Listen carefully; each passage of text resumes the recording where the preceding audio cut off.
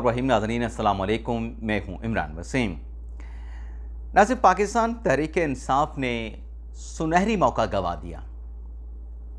ये सुनहरी मौका क्या था और तहरीक इंसाफ ने इस सुनहरी मौके को कैसे गंवाया, इस खबर की डिटेल प्रोग्राम में आपके साथ हम शेयर करने जा रहे हैं।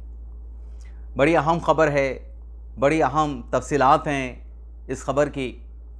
लेकिन प्रोग्राम का आगाज़ हम करेंगे, जैसा आपने थंबनेल पे देखा कि कुछ और भी खबरें हैं जिनकी तफसीलात इस प्रोग्राम में आपके साथ मैंने शेयर करना है। तो सबसे पहले हम बात करेंगे जो 2 रोज़ पहले एक फ़ेक न्यूज़ चलाई गई कि नवाज शरीफ के साथ वज़ीर दिफ़ा ख्वाजा आसिफ की मुलाकात हुई है। मैंने आपको कल के वीडियो लॉग में क्लियर कर दिया था कि वज़ीर दिफ़ा की ख्वाजा आसिफ की नवाज शरीफ के साथ कोई मुलाकात नहीं हुई है और इस्तीफ़ा भी उनकी तरफ से नहीं दिया गया है। हाँ, खफगी का इजहार ज़रूर किया गया कि उनका एक काम नहीं हो सका, किसी की गिरफ्तारी रुकवाना चाहते थे, किसी को रिहा करवाना चाहते थे। ख्वाजा आसिफ साहब की वो बात नहीं मानी गई और वो बंदा रिहा नहीं हो सका। आज ख्वाजा आसिफ साहब ने नवाज शरीफ के साथ मुलाकात की है। अब इस मुलाकात की खबर पे आने से पहले आपको ये बता दें कि जिस ब्यूरोक्रेट को गिरफ्तार किया गया था, additional deputy commissioner revenue Sialkot Iqbal Sangera साहब, उनसे अब तक सुबह भी हमने आपको बताया था, अब जो नई डेवलपमेंट हुई है उसके मुताबिक 17 करोड़ में से 13 करोड़ की रिकवरी हो चुकी है। 13 करोड़ की रिकवरी उससे कर ली गई है और ज़राए महकमा पंजाब एंटी करप्शन के मुताबिक इकबाल जो संगेड़ा साहब हैं, जो रिपोर्ट किया गया है मुख्तलिफ चैनल्स पे, उसके मुताबिक भी कि पैसों से भरी गाड़ी जो है वो इकबाल संगेड़ा के घर से बरामद की गई है। किसकी गाड़ी बरामद की गई है? पैसों से भरी गाड़ी बरामद की गई है। 4-4.5 करोड़ तो मैंने सुबह आपको बताया था ना कि रिकवर कर लिए गए हैं, लेकिन ये अब अमाउंट जो है वो 13 करोड़ हो चुकी है रिकवरी की। जाहिद जावेद की ये कंप्लेंट थी जिस पे इकबाल संगेड़ा को गिरफ्तार किया गया, जो हाउसिंग सोसाइटी बना रहे थे, सीए बैट कंपनी के मालिक हैं। और उनका ये कहना है कि ये जो 17 करोड़ की अमाउंट थी, ये तो कैश अमाउंट थी, उसके अलावा भी बहुत कुछ है। जैसे मैंने बताया कि बैरून मुल्क विजिट भी पे जाते रहे, वो भी ख़र्चा सीए बैट बनाने वाले का, किसी साथी किसी दोस्त को भी साथ लेके गए। तो एनओसी था दरअसल उस हाउसिंग सोसाइटी का, जो additional deputy commissioner Iqbal Sangera साहब ने जारी करना था, और वो एनओसी भी जारी नहीं किया गया। अब आज जो मुलाकात हुई है, जो मैंने तफसीलात आपके सामने रखी हैं कि जो ब्यूरोक्रेट गिरफ्तार हुए थे उससे क्या कुछ बरामद हुआ है, तो ख्वाजा आसिफ के साथ जो नवाज शरीफ की मुलाकात हुई उस मुलाकात में नवाज शरीफ ने जो कहा वो तो अभी मैं आपको बताता हूँ। ख्वाजा आसिफ साहब ने शिकवा किए कि मेरा ये काम नहीं हुआ, ऐसे वैसे, लेकिन नवाज शरीफ ने भी कहा कि ये हक़ाइक़ जो हैं, जो अब तक सामने आ चुके हैं, जो मैंने अब तफसीलात आपके सामने रखी हैं, वो नवाज शरीफ साहब ने भी उनको बताई। तो ख्वाजा आसिफ साहब ने वहाँ पे फिर खामोशी अख्तियार कर ली और नवाज शरीफ साहब ने कहा कि ख्वाजा आसिफ हमारे मुश्किल वक्त के साथी हैं, मुश्किल वक्त में भी हमारे साथ रहे। और ख्वाजा आसिफ साहब ने भी कहा कि जब भी पाकिस्तान पे कोई क्राइसिस आया है तो उस बहरान से नवाज शरीफ की बसीरत से पाकिस्तान बाहर आया है।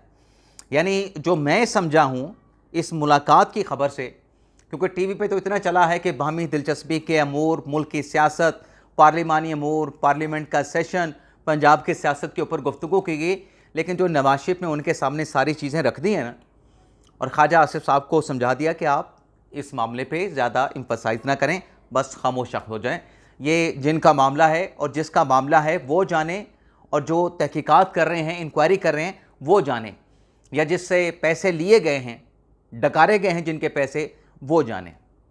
तो ख्वाजा आसिफ साहब ने जो है वो इस बात को एक्सेप्ट कर लिया है, क्योंकि ख्वाजा आसिफ साहब का पर्सनली कोई इसमें जो ज़राए से पता चला है, डायरेक्टली उनका कोई या इनडायरेक्टली कोई कुछ ज़ाती तौर पे कोई लेना देना नहीं था। अब नाज़रीन आ जाते हैं मिशाल यूसुफजई की खबर। कल आपके साथ हमने शेयर की थी कि उनका नोटिफिकेशन जारी नहीं हो रहा, अब उनका नोटिफिकेशन जारी कर दिया गया है। उनके सेनेटर बनने का जो नोटिफिकेशन जारी किया गया है उसमें यह लिख दिया गया है कि मिशाल यूसुफजई साहबा 11 मार्च 2027 तक जो है वो सेनेट की रुकन रहेंगी, यानी सेनेटर रहेंगी, और आइंदा इजलास में वो सेनेट की रुकन का हलफ भी उठाएंगी। अब नाज़रीन आ जाते हैं कासिम और सलमान के वीज़े के मामले पे कि बिल्ली थैले से बाहर क्या आई है। पहले तो अलीमा खान साहबा ने गुफ्तगू की और आज फिर पता नहीं अलीमा खान साहबा को कौन समझाए। अलीमा खान साहबा फिर दोबारा कह रही हैं कि बच्चों के पास नाइकॉप हैं लेकिन कार्ड नहीं मिल रहे, कार्ड गुम हो गए। ओ भाई, अगर कार्ड गुम हो गए हैं तो फिर आप ये कैसे कह सकती हैं कि बच्चों के पास नाइकॉप है। मैं अगर कहूँ कि मेरे पास मोबाइल है, इसका मतलब है मेरे हाथ में, मेरे पोजीशन में, मेरे कब्ज़े में मोबाइल होना चाहिए। अगर मैं कहूँ कि मेरे पास मोबाइल है लेकिन मेरा मोबाइल गुम हो गया है, चोरी हो गया है, तो फिर वो मेरे पास तो नहीं, वो जिसको मिल गया है वो उसका हो गया है।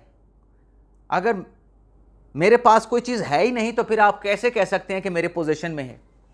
तो अलीमा खान साहब फिर कहते हैं कि बच्चों के पास नाइकॉप हैं लेकिन वो गुम गए हैं, और साथ में कहती हैं कि बच्चों के वीज़े के लिए ट्रैकिंग नंबर हमारे पास है तो हम तलाल चौधरी से भी रब्ता कर लेंगे, लेकिन ये वीज़ा जारी नहीं कर रहे। अच्छा, ये जो वीज़े की कंट्रोवर्सी है ना, जो अलीमा खान साहब ने पहले बात की थी कि हमारी सफ़ीर डॉक्टर फैसल से बात हुई है किसी थर्ड पर्सन की, और डॉक्टर फैसल का कहना है कि जो वीज़ा है वो वज़ारत दाखिला की अप्रूवल के साथ जारी होना है। मतलब वज़ारत दाखिला ने कहा कि हमारा कोई ताल्लुक़ नहीं। उस पर फिर स्टेटमेंट आया था वज़ारत ख़ारजा का। वज़ारत ख़ारजा मतलब डॉक्टर फैसल का कहना था कि हमारा कोई ताल्लुक़ नहीं बनता। वज़ारत दाखिला का कहना था कि ये लंदन हाई कमीशन का काम है वीज़ा जारी करना।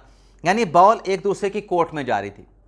आज हफ्तावार दफ्तर ख़ारजा की ब्रीफिंग थी और हफ्तावार इस ब्रीफिंग में मैंने वहीं पे सवाल पूछ लिया इमरान खान के बेटे कासिम और सलमान के पाकिस्तान के वीज़ा के हवाले से। मैंने कहा जी, दूध का दूध पानी का पानी तो हो भाई, किसने जारी करना है? लंदन के हाई कमीशन ने जारी करना है या फिर वज़ारत दाखिला ने जारी करना है? तो जो स्पोक्स पर्सन शफकत अली खान साहब ने बताया, आसान अल्फाज में उनका यह कहना था कि वज़ारत ख़ारजा का पाकिस्तान का वीज़ा इशुएंस में कोई किरदार नहीं, असल जो रोल है वो वज़ारत दाखिला का ही है। तो वीज़ा वज़ारत दाखिला ने ही जारी करना है। और अलीमा खान साहब अभी कह रही हैं कि तलाल चौधरी को नंबर देंगे, और तलाल चौधरी ने एक स्टेटमेंट भी दिया था कि मुझे ट्रैकिंग नंबर दें, हम पता कर लेंगे कि वीज़ा कब तक जारी हो सकता है या वीज़ा इशू करवा देंगे।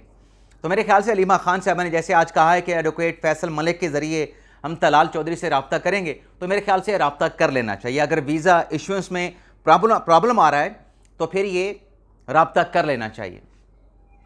अब नाज़रीन आते हैं जो तहरीक इंसाफ से जुड़ी खबर कि सुनहरी मौका गंवा दिया।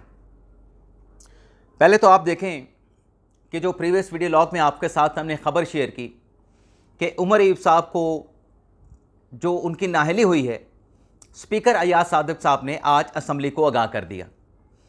असम्बली को सिर्फ आगाह नहीं किया आज स्पीकर साहब ने, बल्कि वो आगाह करने के बाद स्पीकर साहब ने जो अगला कदम उठाया है कि अपोजिशन की जो सीट है उसको खाली करार दे दिया है। और अपोजिशन लीडर की सीट को खाली करार देने के बाद जो चैम्बर उमर अयूब साहब का था वो भी खाली करवा लिया गया है, वो भी वापस ले लिया गया है। इसी तरीके से जो पार्लिमानी लीडर थी ज़रताज गुल साहबा, उनका ओहदा भी चला गया। डिप्टी पार्लिमानी लीडर अहमद चट्ठा साहब थे, उनका ओहदा भी चला गया। तहरीक इंसाफ के पास जो पार्लिमानी कमेटियों के जो रुकनियत थी, जो चेयरमैनशिप थी, वो भी उनसे चली गई। शिबली फराज साहब सेनेट में अपोजिशन लीडर थे, उनका ओहदा भी चला गया, वापस ले लिया गया। अब ये जो ओहदे वापस लिए गए हैं, सुनहरी मौका क्या गवाया? पाकिस्तान तहरीक इंसाफ तनकीद करती है इलेक्शन के प्रोसेस पे, फार्म 45, 47 का जिक्र करती है कि हम फार्म 45 वाले हैं और जो हुकूमती लोग हैं ये फार्म 47 वाले हैं, इन्होंने धांधली करवाई है।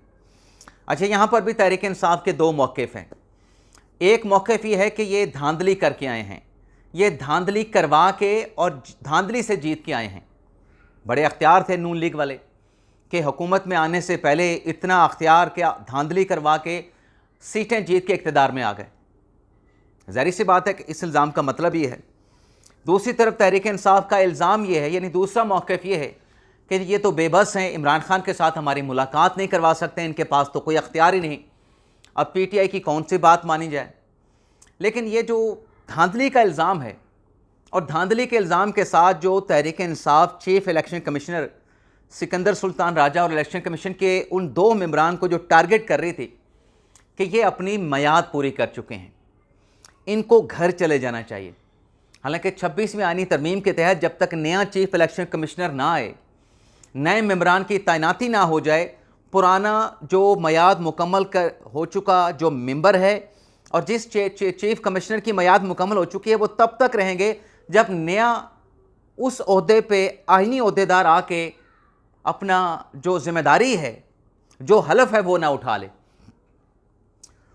तो उमर अयूब साहब तो फारिग हो गए। अब स्पीकर साहब ने नए अपोजिशन लीडर के लिए अपोजिशन से नाम मांगने हैं, तो वो जो भी बनेगा खुदा जानता है।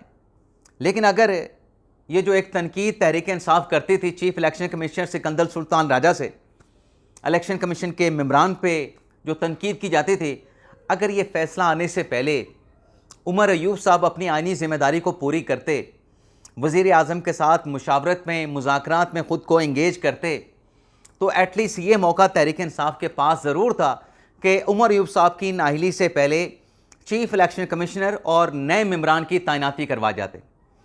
अब तहरीक इंसाफ ने यह मौका कैसे गंवाया है? अब तहरीक इंसाफ ये कह रही है कि ये जितने भी हमारे लोग डिस्क्वालीफाई हुए हैं 9 मई के केसेस में, चाहे उमर अयूब साहब हैं, शिबली फराज साहब हैं, जरताज गुल साहबा हैं, अहमद चट्टा साहब हैं, अहमद रज़ा साहब हैं, इनकी जो सीटें खाली हुई, एक तो तहरीक इंसाफ जो इमरान खान साहब का हुक्म आया उसके मुताबिक तो इन्होंने इलेक्शन नहीं लड़ना, बाइकआउट करना है।